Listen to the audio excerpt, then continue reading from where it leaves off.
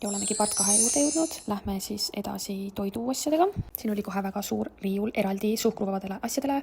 Siin oli selline joogike, pole enne näinud, väga huvitav. Siis edasi muidugi suur valik igast pähklivõisid. See tundus väga huvitav.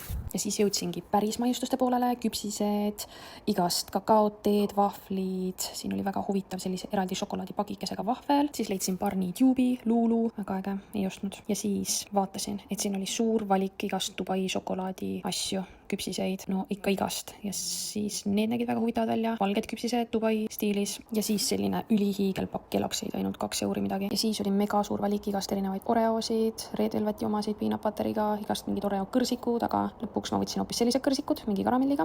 Siis loomulikult joogiosakond, 55 senti ainult Pepsi eest loomulikult võtsin ühe. Siis edasi oli mega suur valik erinevaid energiajooke, bubble teasid, jääteesid, see oli väga huvitav, aga enamus neist olid nii suhkrut täis, et ma ei võtnud neist ühtegi. Suur valik veel selliseid jooke, mida ma kunagi näinud ei olnud, Chupa Chupsi, Hello Kitty, ma ei tea isegi, aga jah, kahjuks olid kõik mega magusad, seega ma ei võtnud ühtegi, aga need nägid ägedad välja.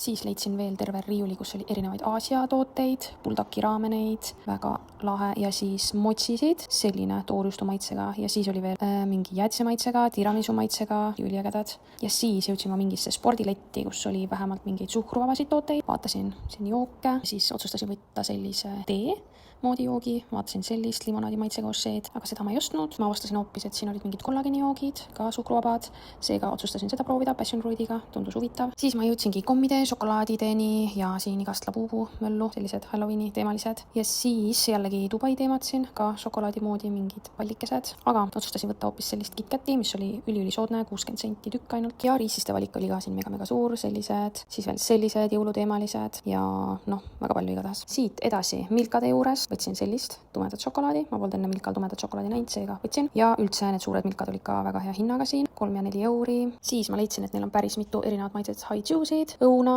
mangot, maasikat. Kuna ma maasikat olen proovinud, siis võtsin mango maitsega seekord. Siis nägin selliseid Skittlesi chewiseid, ei võtnud neid praegu, aga tundusid pehmed. Ja siis veel selliseid kummikumme ka. Ja ongi kõik. Tšau!